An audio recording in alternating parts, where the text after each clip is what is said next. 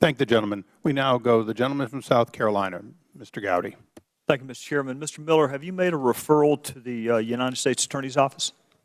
To the Department of Justice, yes. Well, I hope it's a different group than the one that handled Fast and Furious, but you have made a referral? Indeed, yes. When did you make it? With a recommendation? Yes. You make recommendations for criminal charges or just FYI forward it? No, we've recommended criminal charges. All right. Well, Mr. Chairman, the need for a hearing like this epitomizes our fellow citizens' frustration with government. They are absolutely convinced that we spend their money differently from the way that we would spend our own, and they are exactly correct. The rest of America cannot comprehend of a $44 breakfast. They are pouring generic brand cereal while you are eating a $44 breakfast. The rest of America would never conceive of a $7 Monte Cristo mini sandwich. And neither would you if you were spending your own money. You don't go out of your pocket and buy commemorative coins. I don't know anyone who does that. But we don't hesitate to spend taxpayer money on a trinket like that. Giving bicycles to indigent children is a wonderful idea.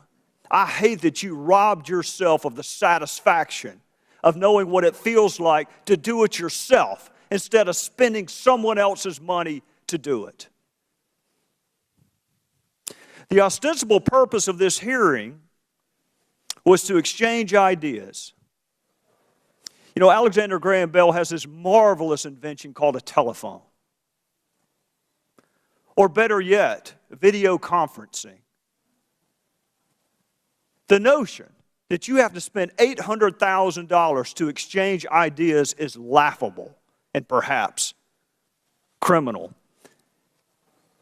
And the part that galls me the most is the hypocrisy of GSA not even following its own damn rules.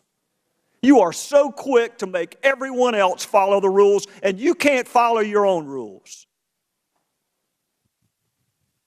You have an event planner on staff. That'll come as quite a surprise to most taxpayers. What will come as even more of a surprise is the fact that you didn't even use them. You paid somebody else to plan the event despite the fact that you have event planners at taxpayer salary.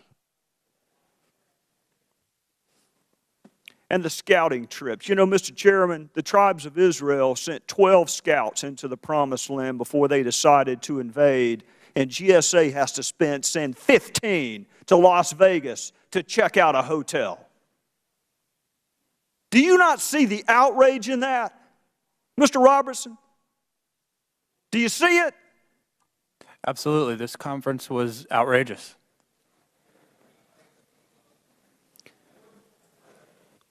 Well, I'm not going to be as self-congratulatory as some other people are. I think the fact that we're having a hearing is a loss. Most people don't need a hearing to know that you don't spend other people's money the way that money was spent at this conference. We don't need a list of recommendations from the Inspector General. We don't need to be reminded that you can't negotiate a discount on a purse because the U.S. government decided to contract with a hotel. That is criminal. And a mind reader?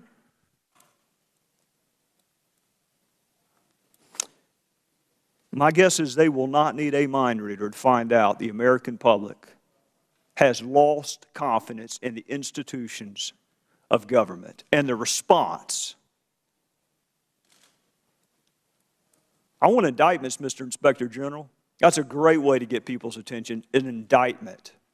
Not a memo, not corrective measure, an indictment. I went through your report and I wrote 25 times, what's the penalty?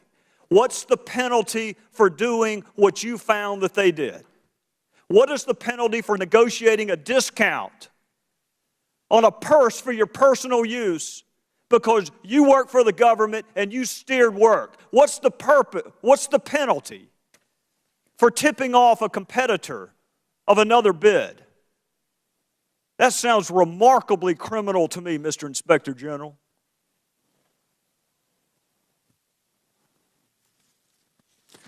You know, Mr. Chairman, while this conference was being planned and executed, I was working in a small DA's office in South Carolina. We had budget cuts. We had to furlough secretaries that are making $20,000 a year. We started a fund out of our own pocket to pay for kids' birthday presents.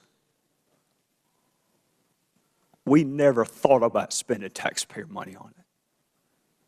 Working for the government is a sacred trust which you have blown.